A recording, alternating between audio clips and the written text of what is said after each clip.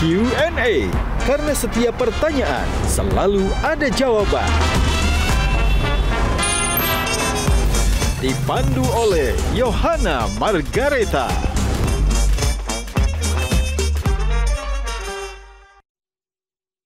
Dipersembahkan oleh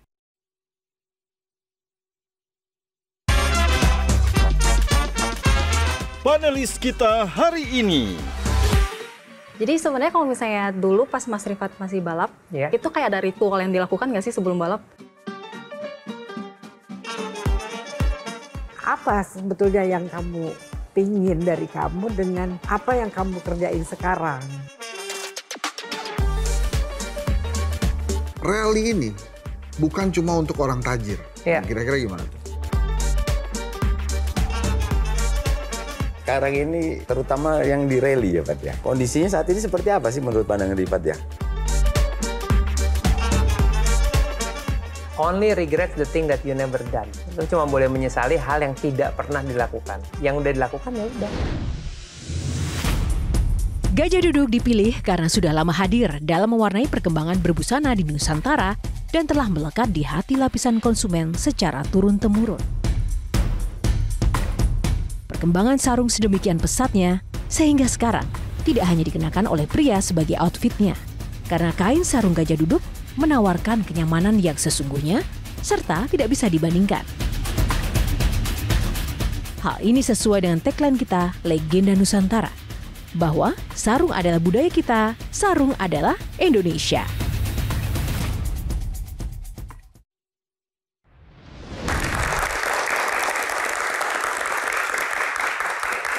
Halo pemirsa, jumpa lagi bersama saya Yohana Margareta dalam program spesial Metro TV Q&A. Karena setiap pertanyaan selalu ada jawaban.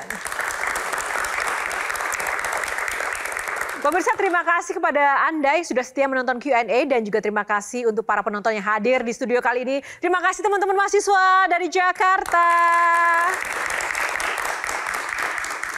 Tentu saja karena Anda sudah luar biasa, ada bintang tamu yang kami hadirkan kali ini tidak kalah luar biasanya. Sosok inspiratif yang dikenal sebagai pembalap rally Indonesia yang telah meraih prestasi di berbagai ajang balap nasional maupun internasional. Tentunya sosok ini tidak asing lagi bagi Anda dan juga masyarakat Indonesia. Nah, siapakah dia? Kita simak dulu cuplikan video yang satu ini.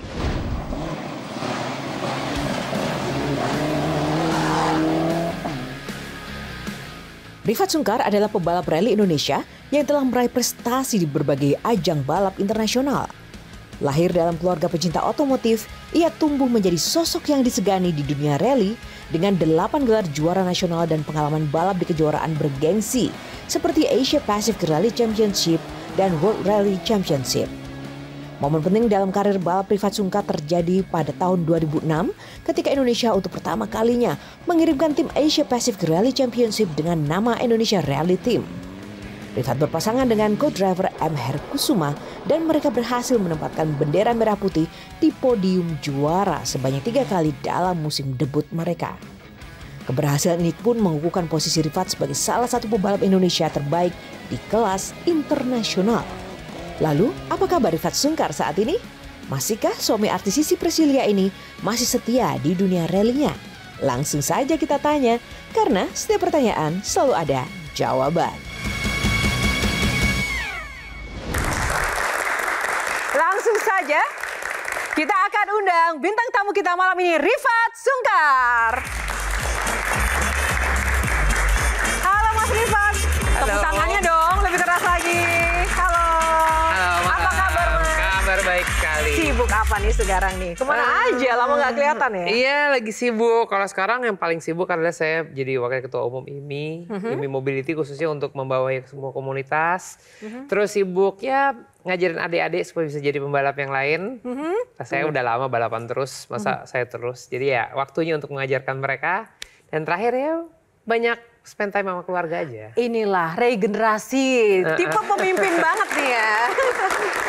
Baik, Mas Rifat, terima kasih sudah berkenan di Q&A. Sebelum duduk ke situ ada syaratnya dulu. Jawab pertanyaan cepat ya.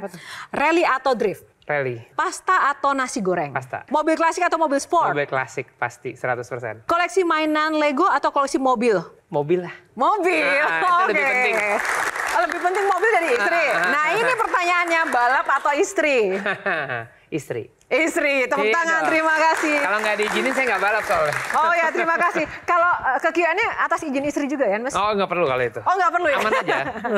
Oke, baik, terima kasih. Mas Rifat, seperti biasa setiap balap kan ada aturannya. Di Q&A pun juga ada aturannya. Kita mau buka box dulu, ada topik yang akan kita bahas pada malam hari ini. Yang pertama, pilih box nomor berapa? Nomor 2. Nomor 2, kita buka box nomor 2.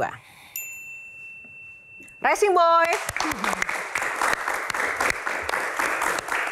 Ya, walaupun kita udah tahu seorang Rifat ini kan ya racing boy ya. Tapi kita pengen lebih tahu lagi sejak kapan mendapati dirinya ini sadar, aku ini bakal jadi pembalap nih. Bakal jadi pembalap keren pula. Itu kapan menyadari punya bakat itu? Kapan ya? Dulu cita-cita saya itu sebagai jet fighter pilot tempur. Tapi nggak boleh. Lebih ngeri, kenapa? Ya, karena nggak jejak tanah kali kata kakek saya. Jadi mendingan saya pilih yang ngebut juga tapi tempat yang benar. Ya sejak umur berapa? Saya mulai tuh umur 14 apa 15 14 gitu. Tahun. Tapi dari 1 sampai 14 tahun itu ngapain? Dididik menjadi apa? Orang tua saya tuh berempat. Papa paling tua, 3 adiknya dan papa tuh pembalap. Mama saya berempat. Mama dan semua adiknya pembalap. Kakek nenek saya itu pembalap juga. Jadi kalau saya jadi penyanyi itu pasti salah arah. Jadi saya pasti mau jadi pembalap ketika saya gede. Pembalap ya? Iya. Oke. Tapi Mas Rifat kan katanya jadi pembalap itu kan butuh modal yang mahal, biaya yang besar. Iya. Tidak semua orang kan kayak Rifat Sungkar ya, emang dari lahirnya sudah mungkin silver plate, gold plate malah. Iya. Itu gimana dong caranya? Saya sih menjadi orang yang cukup beruntung menurut saya karena saya punya kesempatan untuk bisa melihat dunianya. Tapi mungkin tanggapan itu harus saya klarifikasi dulu karena saya memulai semuanya pakai modal saya sendiri. Jadi dulu bapak saya ngajarin saya dagang ban, pelek, kaos, bahkan roti di sekolah itu untuk bayar pendaftaran, untuk nyewa mobil ibu saya. Ibu saya punya mobil, ibu saya Pirelli. Jadi kalau saya pinjem barang nggak apa-apa, boleh balikin sesuai dengan aslinya. Jadi setiap kekalahan tuh buat saya sangat amat menyakitkan. Soalnya udah bayar bon nggak menang pula kan. Pernah sesusah apa sih seorang Rifat Sungkar untuk membangun karirnya sebagai seorang pembalap? Saya itu balap pertama sampai hari ini mekanik saya itu masih sama. Jadi saya pernah balapan dalam 1 tahun, ban saya cuma punya serep 2, toolkit 1, mekanik 1, sama jerrycan 1. Sementara semua orang punya segalanya.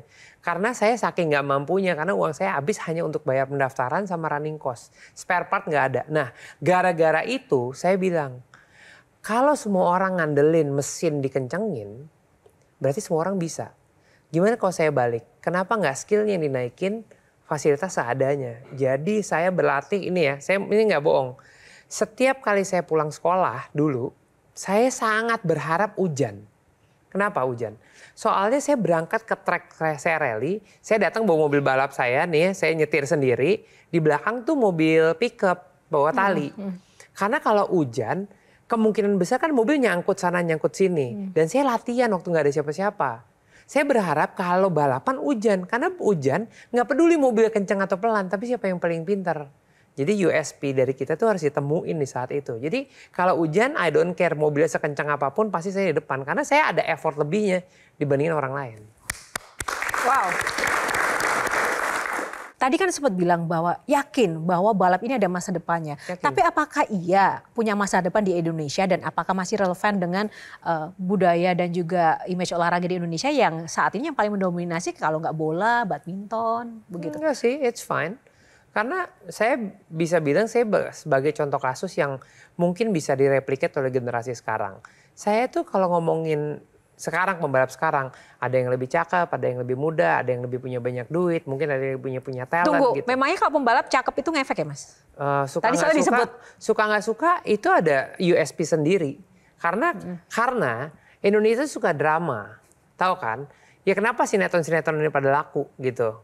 Kenapa tontonan serius lebih nggak laku daripada sinetron? Kenapa? Karena mereka suka lihat sosok, suka lihat cerita. Nah, bicara masalah cerita, dari itu semua yang paling penting tuh mereka harus bisa public speaking. Dan itu orang nggak terlalu aware. Kita tuh harus jadi sosok inspirasi kan. Sekarang gini deh, kita disponsorin. Tujuannya apa? Menang. Enggak sih menurut saya. Tujuannya adalah membuat sponsor itu populer kan. Kenapa harus taruh di saya? Kenapa nggak taruh di billboard? Karena saya harus bisa bercerita, menjual cerita saya menjadi nama besar sponsornya senang. Aduh berarti berat banget ya beban jadi pebalap di kita harus cakep ya Mas ya? Iya menurut saya plus poin 1 lah. Oh gitu ya? Iya saya gendut aja ya nggak, cakep lumayan lah. Tapi saya nggak bilang. Nama saya Rifat, jadi emang udah pasti gendut. Kalau saya mau kurus harus jadi Rifit. Rifit, Mas. Tapi bicara soal itu ya, itu kan Mas Rifat men-shaming diri sendiri ya. Iya Iya dong gitu. Memangnya pernah ada yang ngatain soal body shaming atau pernah dibully nggak sih seorang Rifat Sungkar? Karena kan ya oke lah, berada udah tajir nih ya kan, pebalap pula, oke good looking pula. Jadi apa yang kekurangan? Tapi pernah nggak dibully? Sering. Tentang ya karena saya lebih besar daripada yang lain. Oh. Tapi saya ambil itu semuanya enggak. Justru saya ngambil itu semuanya justru jadi senjata saya. Kalau saya kalah ya pantas, kalau saya menang, kenapa lu nggak jadi gendut? Kenapa kalah sama gua? Ya, oke kan? Boleh sih. Oke. Iya itu semua sebetulnya mindset sih at the end of the day gitu. Kenapa sekarang saya bisa dapetin ini semua? Soalnya saya tahu value saya ada di mana. Nah siapa yang menginspirasi Rifat Sungkar dan paling berperan menjadikan Rifat sosok seperti ini dengan value-value tadi? Untuk komunikasi pasti saya belajar banyak sama almarhum papa saya. Karena papa saya itu sangat dekat sama media. Dan dia selalu ngajarin, Fat, kalau kamu ada di satu lokasi yang penontonnya 1000, kamu jangan lupa. Kamu tuh harus lebih dekat sama media. Kenapa? Karena satu media mungkin yang baca 10.000. Bayangin kalau kamu dekat sama 10 media, berarti kan yang baca kamu 100.000. Sementara on ground cuma ada 1000. Jadi di situ yang saya dekat. Tapi surprisingly, untuk nyetir kayak begini, itu ibu saya. Karena ibu saya itu pembalap dan mobil pertama saya dan saya pertama kali bisa nyetir pun naik mobil rallynya ibu saya. Ayo undang mamanya Mas Rifat Sungkar, Ibu Ria Sungkar. Silahkan masuk.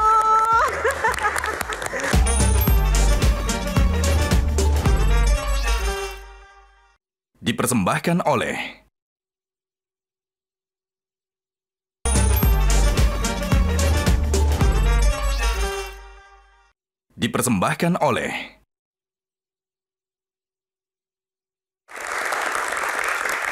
Terima kasih pemirsa dan juga teman-teman. Kali ini di segmen 2 saya tidak sendiri, tidak hanya dengan bintang tamu kita yang spesial malam ini, tapi juga ada rekan-rekan panelis. Tepuk tangan buat Bang Henry Satrio.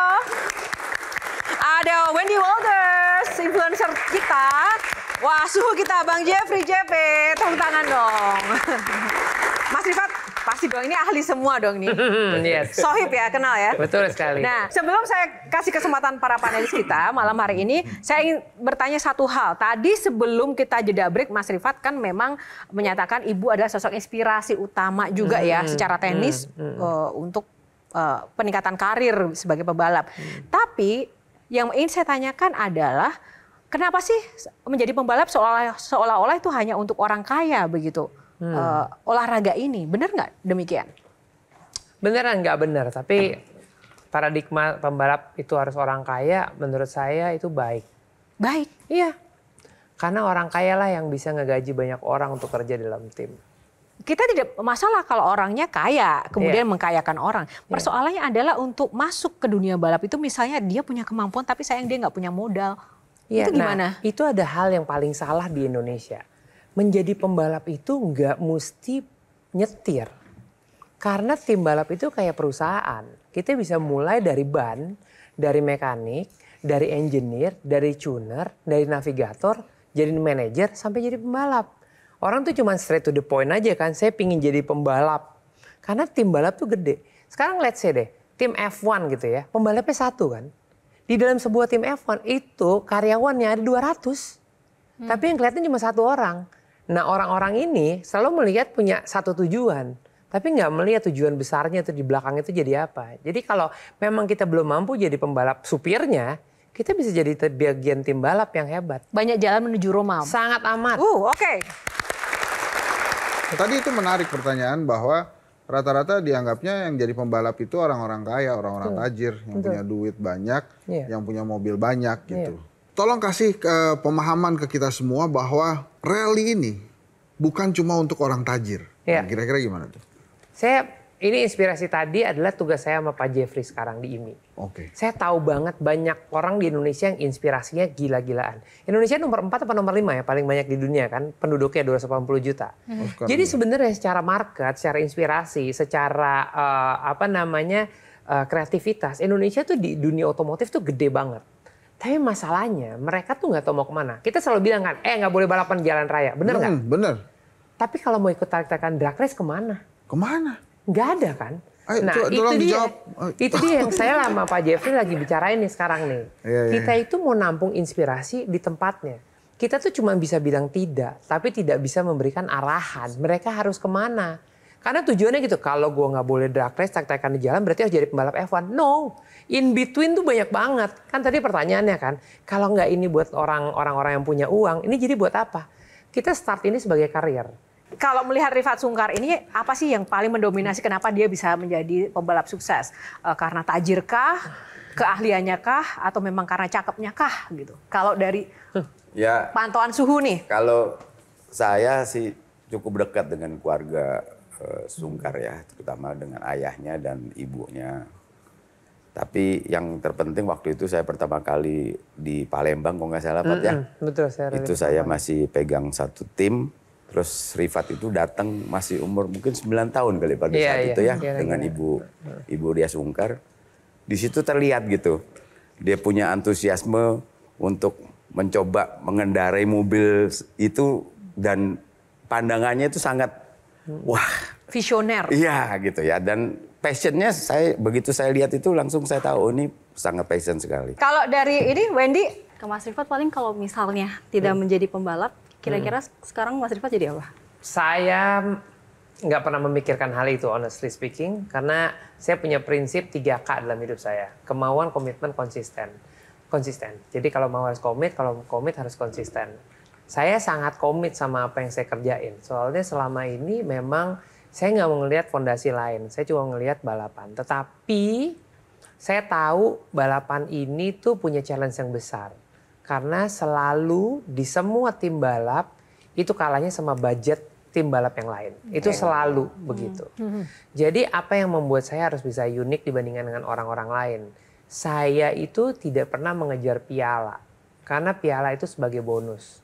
Tapi saya selalu punya prinsip untuk menyenangkan siapa yang mensupport saya. Ketika banyak atlet kita ya, yang kemudian di awal-awal meniti karir itu fokus juara. Tapi begitu kemudian mengenal yang namanya iklan dan juga dunia entertainment, itu langsung meredup, ya nggak sih? Betul, ya kan? betul. Artinya itu bisa menjadi dampak buruk juga kan? Kita punya kewajiban, saya bilang. Kewajibannya ujungnya piala. Sekarang gini, kalau saya ikut rally 50 orang, berarti 50-1 kan? Bener nggak? Ketika kita bisa masuk ke dalam 10 besar, berarti harus kita udah 1/5 dari orang-orang itu. Kalau kita bisa juara 1, it's good. Tapi 50 orang memperebutkan hal yang sama. Jadi saya bilang, kalau di Indonesia ini kita harus bisa bercerita untuk menjual jernih. Baru at the end kita dapat pialanya. Setelah itu, piala itu harus bisa jadi inspirasi dan bisa bercerita. Masalahnya piala atlet Indonesia dipajang berdebu, nggak bisa ngapa-ngapain. Jadi yang mengajari pola-pola marketing dan juga karir. Jelas papa saya. Papa? Iya. Ibu tadi spesifik soal teknik. Kalau aku dengar, wah Rifat ini mamas boy banget nih. Gini ya, saya ceritain satu cerita. Real story. Saya ikut speed off-road. Untuk pertama kedua kalinya. Mobil saya tabrakan. Hancur depannya. Oke? Itu di Lipo Karawaci. Di Karawaci lah sana. Ibu saya bawa pulang mobilnya. Mama benerin mobilnya, besok pagi kamu start lagi, oke? Jam 3 pagi, ini kalau saya mau cerita saya pasti mau nangis. Jam 4 pagi, adik saya yang perempuan telepon. Nangis-nangis nggak karuan. Kenapa? Mama tabrakan. Sama adik saya yang laki. Karena apa? Karena mama benerin mobil Jeep saya sampai jam 2 pagi di bengkel. Untuk make sure saya mau start besok pagi, udah. Jadi saya berangkatlah ke RSPI untuk ketemu ibu saya. Jam 5:30 pagi, saya lihat ibu saya di tempat tidur rumah sakit, mukanya habis nabrak kaca. Seadanya ini darah semua. Sedarah-darahnya gitu. Terus ibu saya hampir nggak sadar. Terus ngeliat saya datang. Pas saya datang, dia bilang, Rifat, kamu ngapain di sini? Iya mah. Mama tabrakan, jadi Rifat harus datang. Dia cuma bilang gini, Fat, mobil kamu udah selesai. Kamu start aja. Ya. Start aja sambil megang tangannya sampai gemeteran. Jadi saya di RSPI balik ke Cikarang itu dalam keadaan nangis sambil nyetir. Saya janji, Mah, Fat bawain piala yang paling gede di hari itu. Udah, saya pulang bawa piala tinggi 1,5 meter paling gede. Saya balikin ke ibu saya di sore itu juga, Mah, Eva juara 1. Wow. Kalau bisa dan juara satunya ada yang lucu. apa? Saya nggak bakal lupa. Rekor di tempat itu waktunya 4 menit 58. Dipecahin sama teman saya 4 menit 57 di hari itu. Saya start bareng, dipecahin lagi sama orang 4 menit 56. Waktu saya finish 4 menit 43. Jadi saya 13 detik lebih kenceng dari yang paling kenceng. Karena semangatnya semangat ibu saya. Semangat ibu ya. Oke, kalau kayak gitu biar lebih semangat kita langsung aja undang mamanya Mas Rifat Sungkar, Ibu Ria Sungkar. Silakan masuk. Tepuk tangan lebih meriah dong. Ada. Wah. Untung nggak salah ngomong. Apa kabar, Tante? Terima kasih sudah berkenan hadir. Boleh memeluk mamanya dulu. Udah mau nangis. Ada di sini tadi. Aduh. Tepuk tangan untuk Ibu Ria Sungkar. Ibu Ria, selamat datang di Q&A. Terima kasih sudah berkenan hadir. Kita pengen tahu tadi kan Mas Rifat sempat bilang sosok ibu ini berpengaruh untuk karir balapnya seorang Rifat Sungkar. Gitu. Bahkan membuat dia menjadi juara, memotivasi saat tadi ada cerita ibu sempat kecelakaan, tabrakan, tapi membiarkan sang anak ini terus balap. Seolah-olah jangan perhatikan ibu, kamu harus tetap berlomba. Kenapa sih ibu pengen banget anaknya jadi pebalap, Bu? Padahal kan resikonya besar. Sebetulnya bukan saya minta dia untuk jadi pembalap, tapi itu hanya mengalir begitu aja mungkin dari darah keluarga.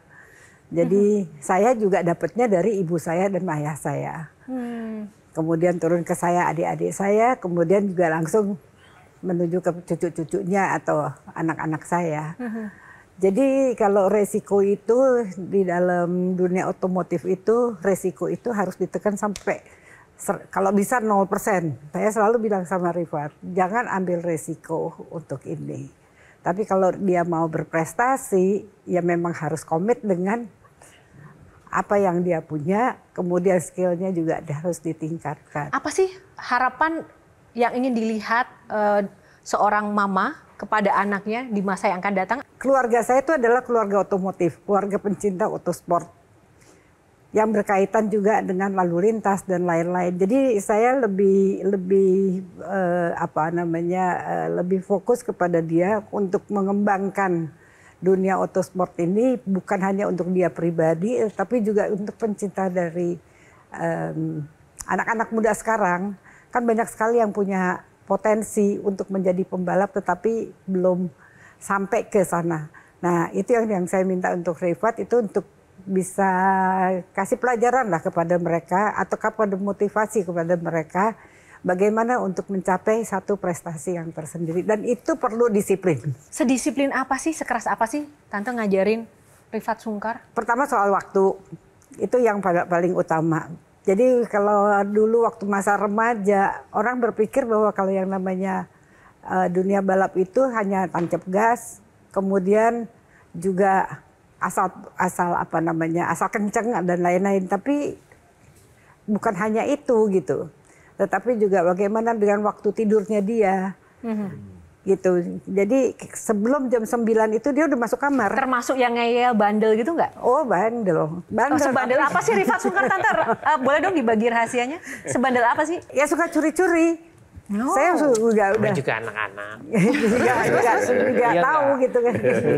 Kalau misalnya udah waktunya tidur, dia pikir kita udah tidur. Nah dia mulai dorong-dorong mobil. Tapi Rifat Sungkar pernah nggak sih merasa menyesali pilihan hidup sebagai pembalap?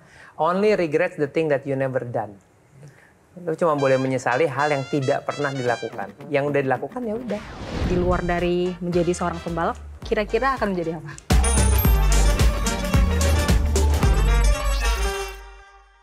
Dipersembahkan oleh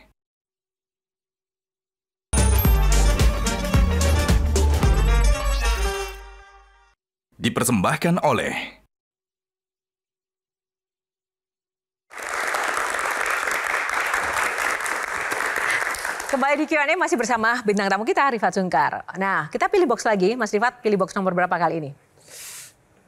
Mungkin 4. Kita pilih box nomor 4. Kita buka. SIM, surat izin melipir tapi ya. Oke, kita langsung kasih pertanyaan yang pertama. Wendy dulu. Masih sama seperti yang sebelumnya sih. Mungkin kalau misalnya tadi kan Mas Rifat nggak bisa menjawab ya kalau misalnya. Karena dari awal tuh memang udah kepikirannya, udah konsisten dengan pembalap. Tapi kalau misalnya memang harus disuruh memilih di luar dari menjadi seorang pembalap, kira-kira akan menjadi apa? Seandainya memilih, mungkin saya milih jadi guru kali. Kenapa guru? Dan guru apa? Kalau dibilang guru apa, mungkin kalau guru olahraga mungkin enggak ya. Kenapa mungkin enggak? Guru marketing kali. Guru marketing, guru ya ekonomi ya. Iya. Dosen gitu. Iya. Soalnya buat saya yang paling menarik adalah marketing itu kan adalah dunia kreatif. Dunia kreatif itu intangible karena kita nggak bisa tahu ide kita murah apa mahal. Karena kita nggak tergantikan dengan adanya inspirasi itu. Lalu yang kedua adalah ketika kita belajar marketing, kita tuh jadi tahu values gitu. Values kita tuh ada di mana, kapan, dan maunya apa. Untuk create itu, kita harus jalanin imajinasi kita sebesar apa, mimpi kita sebesar apa. Saya selalu bilang sama siapapun yang saya ajarin, lu tuh mimpi harus nakutin. Kalau nggak nakutin, mimpi lu tuh kurang gede berarti. Nyaman aja kan di sini-sini aja. Mimpi paling menakutkan Rifat Sungkar memangnya apa? Mimpi saya yang paling menakutkan adalah ketika saya pingin jadi juara dunia. Karena saya tahu saya tidak mungkin jadi juara dunia di atas kalau nggak ada budget. Tapi ikut kejuaraan dunia buat saya udah mewujudkan lebih dari 50% mimpi saya. Jadi kalau mimpi di sini, mimpi itu nggak banyak, hampir nggak mungkin kejadian 100%. Mimpi bulan dapatnya pohon kelapa, mimpi pohon kelapa dapatnya pohon toge. Jadi mimpi yang gede. Alhamdulillah saya pernah ikut kejuaraan dunia dan saya juara 1 di salah satu kelas di kejuaraan dunia. Jadi buat saya cukup, hampir sampai. Menarik. Bang Jeffrey. Iya Pak, mungkin berkaitan sedikit dengan organisasi IMI ya. Iya. Di mana Rifat kan sebagai wakil ketua umum mobilitas. Iya. Rifat sudah berhasil mendapatkan PM45 waktu itu ya. Iya. Untuk kustomisasi ya. Iya. Nah, the next bagaimana kita punya program yang mengenai legalitas motorsport itu menurut Rifat seperti apa kita mau tindak lanjuti? Jadi kalau bicara masalah IMI ya, jadi saya tuh banyak bersuara nih beberapa tahun terakhir ini. Kita itu punya problem besar di industri kreatif otomotif. Industri kreatif secara keseluruhan. Nah, kreativitas di Indonesia itu nggak dihargai di negara sendiri. Contohnya, kita tuh punya builder-builder motor yang hebat. Motornya itu sampai ke Amerika juara kejuaraan dunia. Dipakai di Indonesia nggak bisa. Kenapa? Karena ditanya surat-suratnya mana. Padahal itu kan bikinan craftsmanship, mereka punya kreativitas membangun kerajinan tangan. Saya sampai bilang gini, mungkin sekarang itu adalah eranya kita nurunin ke generasi berikutnya. Dan itu adalah heritage kita. Saya sampai bikin bercanda waktu itu. Pernah lihat Candi Borobudur kan? Pernah. Ada IMB-nya nggak? Ada. Kenapa nggak dibongkar? Iya kan? Itu pertanyaan konyol tapi nyambung. Karena itu adalah budayanya Indonesia masa itu. Masa kini Indonesia itu udah berkembang. Kita tuh punya kreativitas dunia otomotif yang gede. Tapi gimana caranya kita menghormati kreativitas itu. Sampai akhirnya undang-undang custom 4 tahun saya bikin jadi. Sehingga builder-builder ini sekarang udah bisa bersuara. Nah bicara sama yang tadi Pak Jeffrey bilang. Apa sih yang mau saya kontribusiin ke negara kita untuk prestasi olahraga. Sekarang kita punya sirkuit Mandalika, benar kan? Iya. Sirkuit Mandalika MotoGP dong. Iya kan? Balapan paling besar motor di Indonesia. Itu kan motor 150 cc. Pernah mikir nggak? Kelas 200, 250, 400, 600, 1000, Moto2, Moto3, ada nggak di Indonesia? Nggak ada. Karena nggak pernah dipikirin ngisinya gimana. Ini F1, ini balapan di Sentul, kelas 1500 cc. Dari 1500 masih ada 2000, 2500, 3000, GT4, GT3, F2, F3, dan semuanya. Itu semua kosong. Karena apa? Karena tidak diakomodir dengan undang-undang yang boleh memasukkan fasilitas olahraga. Nah, justru yang menarik dari pernyataan Mas Rifat menjawab pertanyaan Bang Jeffrey tadi bukan masalah kontennya ya, tapi melihat apakah cukup kemudian bersuara melalui IMI saja. Kenapa nggak jadi anggota dewan, politisi, atau pengambil kebijakan kan biar bisa mengubah undang-undang itu. Tertarik nggak? PM45 saya rubah undang-undang dengan IMI. Jadi saya yakin organisasi ini punya semangat yang sama. Bill Gates sama Steve Jobs itu kan dua orang yang saling berkompetisi. Steve Jobs itu pernah minta modal sama Bill Gates dengan alasan lu butuh kompetitor, kalau enggak Microsoft nggak akan bisa gede gitu. Akhirnya si Bill Gates kasih pinjaman ke Steve Jobs dan akhirnya Apple-nya juga gede gitu. Nah, pertanyaan juga buat Rifat.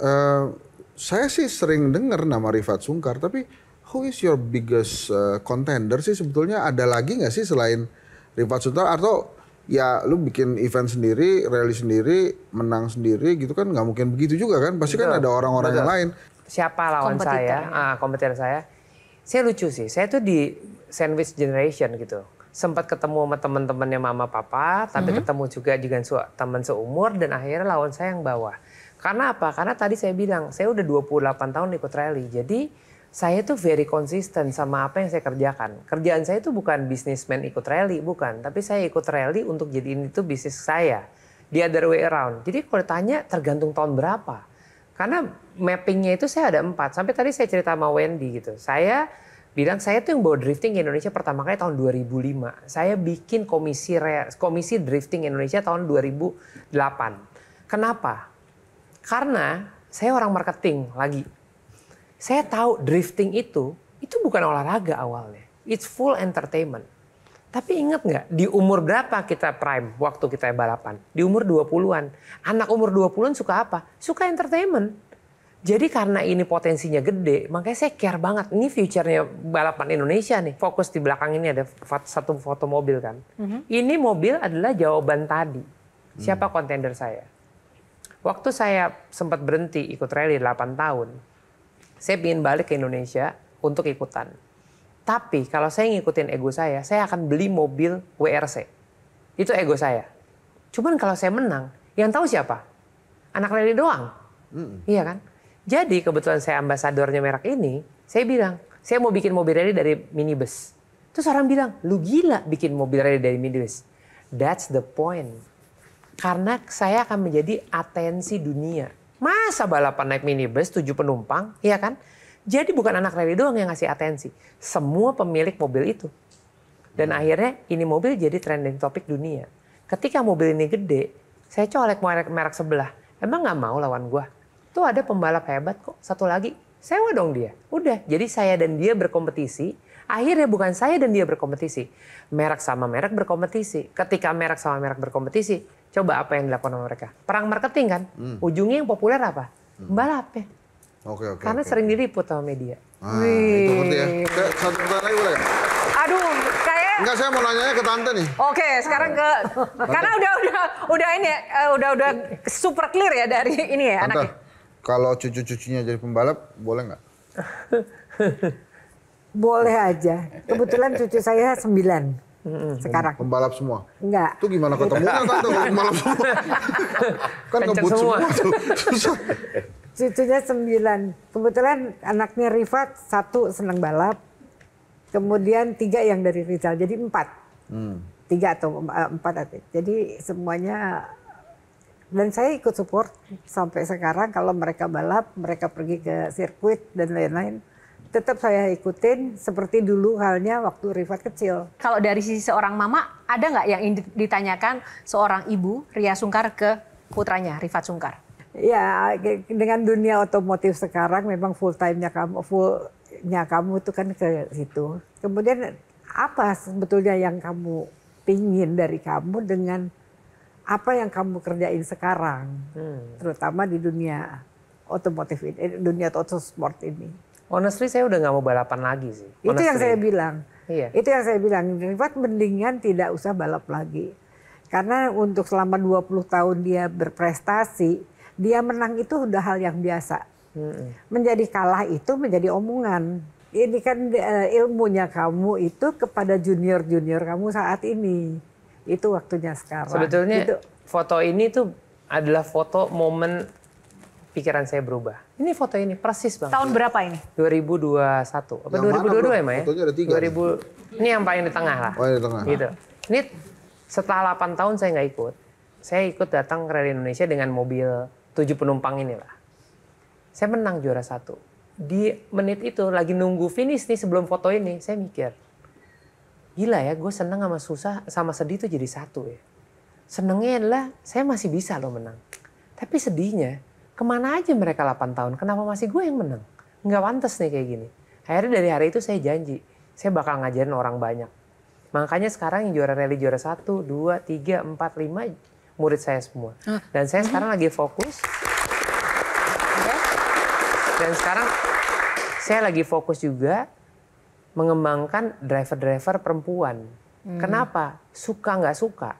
Konsep yang lagi diikutin sama Wendy, WDC, Women Drift Challenge, itu merubah persepsi balapan Indonesia. Awareness mereka tinggi banget.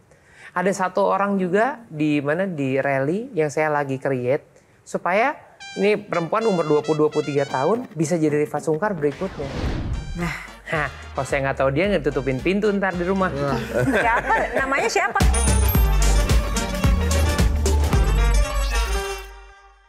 Dipersembahkan oleh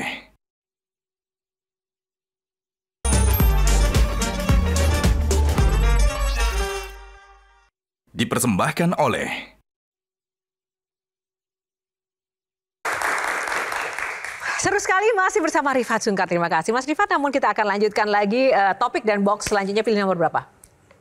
Saya genap-genap 2 kali 4, 8 deh. Oh, kalkulatif ya, milih box saja ya. Baik. Oke, live love. Oke. Kita lebih personal lagi, ingin menggali apa makna cinta bagi seorang Rifat Sungkar dan apa yang benar-benar bikin dia tuh happy menjalani hidup ini ya. Nah, lebih dalam lagi mungkin karena sudah mengenal sejak kecil sosok Rifat, silakan pertanyaan yang pertama, Bang Jeff. Oke, menurut Rifat sekarang ini terutama yang di rally ya Pak ya, kan hobinya di rally, yang bikin passion di rally. Kondisinya saat ini seperti apa sih menurut pandangan Rifat ya? Perkembangan rally kita di Indonesia. Saya sama rally Indonesia lagi bangga-bangganya Om. Soalnya saya Desember kemarin berangkat ke Rwanda untuk konferensi FIA. Cita-cita saya tuh pingin banget rally dipandang di dunia lah gitu. Kok bisa dari 136 negara yang dipresentasin adalah development dari tingginya rally Indonesia. Rally Indonesia selama 3 tahun terakhirnya dianggap paling tinggi perkembangannya sedunia. Karena waktu saya menjabat ketua komisi rally bareng sama Jeffrey juga, saya tuh mikir, karena saya cinta banget nih sama nih rally. Mikir ya, kenapa sih rally itu segini-segini aja? Soalnya saya baru ngeh. Rally itu ibaratnya musik rock. Sekarang orang-orang tuh sukanya K-pop. Jadi pelakunya tuh udah gak nyambung. Dianggap mainan bapak gua. Akhirnya saya kumpulin teman-teman semua. Gini deh. Kan sekarang eventnya dikit. Tapi hadiahnya gede. Boleh gak kita balik? Hadiahnya dihilangin. Supaya IO untung. Tapi eventnya banyak. Deal gak rame-rame? Deal. Peserta dari 30 jadi 150 sekarang. Event dari 4 jadi 13 sekarang. Dan ternyata alhamdulillah progres kita itu bukan kedengaran di Indonesia, kedengaran di lembaga internasional dunia. Jadi saking cintanya saya sama rally, saya ngerasa udah waktunya lah kejuaraan dunia rally itu datang ke Indonesia. Dan alhamdulillah beberapa tahun, enggak beberapa lah ya, kalau nggak 2 tahun, tahun depan atau 2 tahun lagi lah mudah-mudahan datang ya gara-gara progres itu. Oke. Ada sedikit games, silahkan. Kalau Pak Rally itu tidak hanya jago balapan, tapi jago nggak ya untuk nebak gambar. Kita mau tebak gambar ini, Mas Rifat tahu nggak wajah siapa? Kita buka. Siapakah dia? Siapa? Itu sebelah kiri tuh. Masa sih? Iya. Yakin? Siapa namanya? Siapa Ibu Ria Sungkar. Ibu Ria Sungkar, benarkah teman-teman? Kamaria Ekawanti Gondokusumo atau Ibu Ria Benar nggak? Benar. Padahal cuma ininya ya. Kita tebak. Siapakah dia? Yang kedua. Oh, bos saya nih. Siapa? Pernah jadi bintang tamu Q&A. Masa sih? Siapa namanya? Bener nggak sih? Coba. Bener lagi. Tepuk tangan dong. Hebat ya. Berpengaruh dalam kehidupan ya. Jadi pebalap itu kan punya insting. Bisa jago nebak karena pebalap juga kali ya? Iya nggak tahu kalau urusannya semua sama dunia otomotif, somehow nggak tahu kenapa saya punya photographic memory. Nggak tahu kenapa. Oh, jadi hanya kita salah games teman-teman. Habis ini yang ketiga salah biasanya sih. Oke, yang ketiga nih. Yang ketiga. Hah? Inilah. Tuh bener nggak? Photographic memory skills-nya nih. Nah, ini udah terlalu lama, agak susah. Nggak mau dicoba-coba gitu siapa? Pas. Pas dulu. Kalau pas ada hukumannya nggak sih teman-teman? Oke ya, kita langsung aja. Coba kita lihat siapakah dia? Pantesan saya udah lama banget nggak ketemu dia soalnya.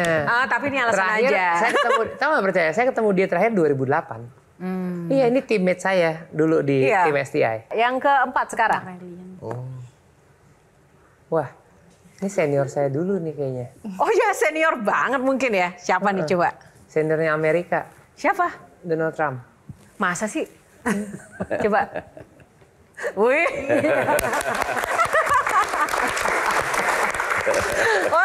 Mau jadi presiden juga nih jangan-jangan ya kan? Senior presiden loh. Oke, seniornya presiden. Emang dia ada kaitannya sama otomotif juga? Alhamdulillah sih belum ya.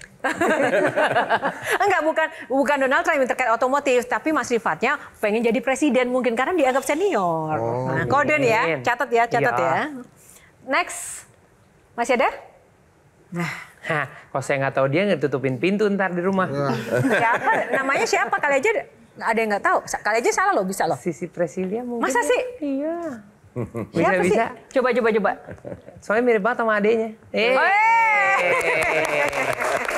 Untung aja bukan yang ini yang salah ya.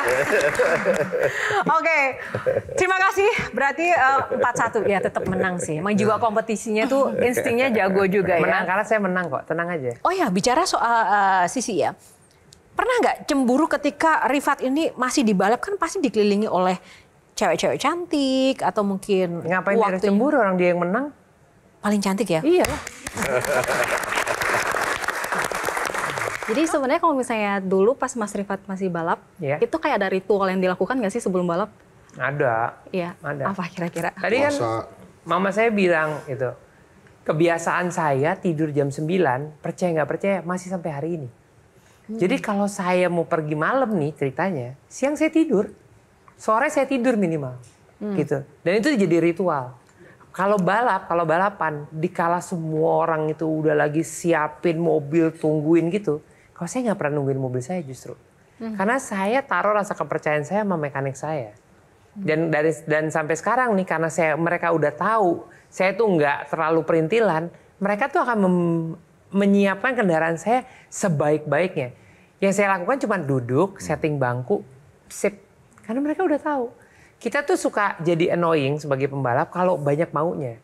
Jangan lupa, kalau kita jadi dia juga capek banget. Jadi ya udah, kalau mobil kita nggak sempurna, sempurnain gaya nyetirnya sesuai dengan mobilnya. Saatnya closing statement, Mas Rifat, boleh kepada pesan anak-anak Gen Z sekarang, para pemirsa Q&A kali ini.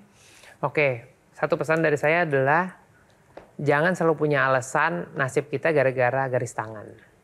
Salah. Tapi tangan kita bisa berbuat apa untuk mewujudin mimpi kita. Jadi nggak usah percaya sama tahayul itu, tapi do your best karena kita udah dikasih gift untuk ngejar mimpi kita. Jadi kejarlah walaupun itu menakutkan. Kejar terus walaupun menakutkan dan jangan pernah takut bermimpi. Siap teman-teman yang ada di studio mahasiswa Jakarta nih? Siap dong, terima kasih. Terima kasih Mas Rifat untuk waktu berbaginya. Sama-sama. Terima kasih para panelis, tepuk tangan buat para panelis kita. Thank you. Dan tak lupa terima kasih untuk Anda pemirsa di rumah dimanapun berada yang sudah setia menonton episode Q&A pada kali ini. Tak lupa terima kasih juga untuk Sarung Gaya Duduk yang sudah menyediakan busana yang saya kenakan pada malam hari ini. Sarung Gaya Duduk Legenda Nusantara yang ada tulisan Arabnya. Dan kita akan berjumpa di episode Q&A yang inspiratif lainnya. Karena setiap pertanyaan selalu ada jawaban. Saya Yohana Margarita undur diri. Sampai jumpa. Terima kasih Mas Rifat. Terima kasih.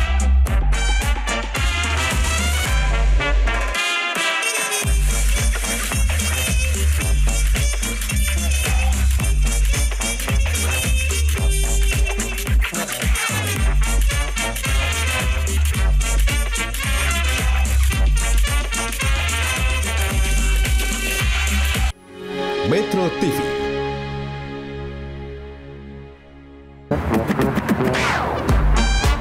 Q&A, karena setiap pertanyaan selalu ada jawaban. Dipandu oleh Yohana Margareta.